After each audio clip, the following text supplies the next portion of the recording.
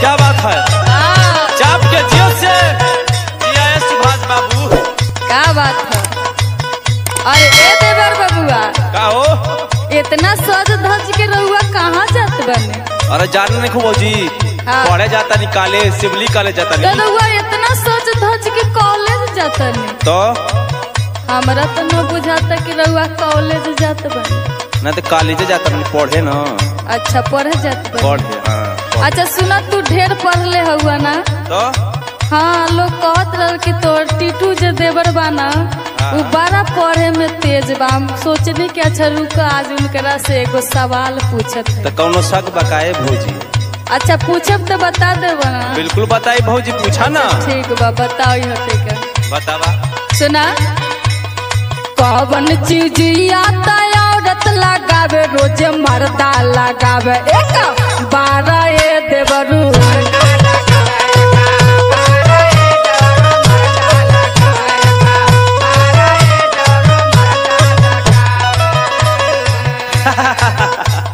ये इतने से सवाल पूछे? हाँ ये सवाल रहते का बताओ। हाँ। बहुत सरल सवाल बा। अच्छा बताओ ना। बताई। हाँ बताओ ना। अरे मंगिया में सनुराय औरत रोज लगावे ता मर्दा लगावे एक 12 रे भौजी। अच्छा तब तक तू बड़ा तेज हुआ। कौनो शक बका? अच्छा सुना। सुनावा। एगो और सवाल तोरा से करत है। हाँ पूछा ना भौजी।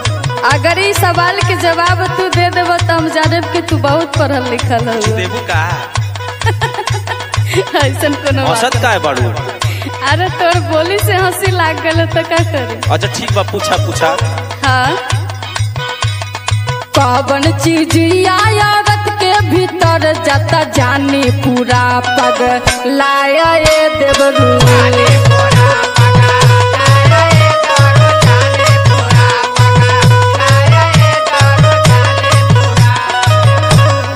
ए भौजी। हाँ बोला ना देवर जी। इतना सरल सरल सवाल पूछबू के ना बताती? गांव कोनो छोट के लइको बता दी। अच्छा तू बताओ। तो 5 में जो पढ़त था वो बता दे। हाँ सुना।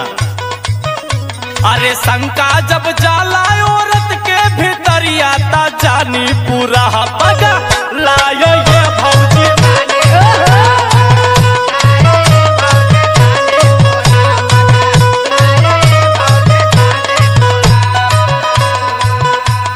तब तो तू बड़ा तेज हो। हमरा तो लागत है कि तू स्कूल में पढ़े ना जाता हूँ ये सब करे जाता हूँ। पढ़े ना जाइले तो लड़ाई जाइला। तो ये सब बात तोरा कैसे पता है? अरे इंटेलिजेंट है भौजी। हाँ पूछा ना। और सुना। सुनावा। और एगो सवाल और तोरा से करत है। एक रोते का जवाब दा। अरे एकदम बिल्कुल जवाब दे। पूछा ना। हाँ बोलत है। बोला। कौन कमवा त दिने से ज्यादा त राती के होला मजा दारो ए देवरू।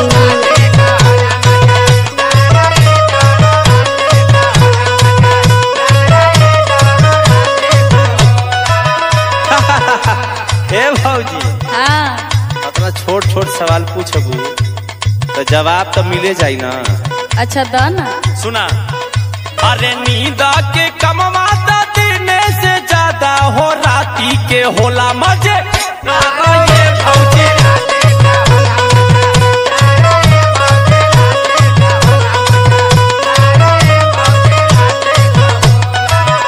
का बुझाई? हाँ बुझाई एकदम कि तू बहुत तेज हुआ। बहुत तेज बानी हम। हाँ लागते हो। और कोनो सवाल पूछबू? हाँ जरूर काहे ना। हाँ पूछा। और यो सवाल तोरा से करत है एकरो जवाब दे दा। पूछा ना बिल्कुल जवाब दे।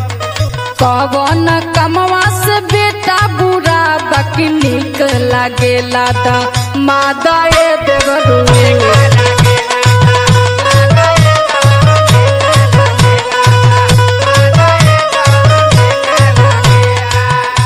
ए भौजी। हाँ ये कुल सवाल पूछबू? हाँ एकर जवाब दे के दिखाओ।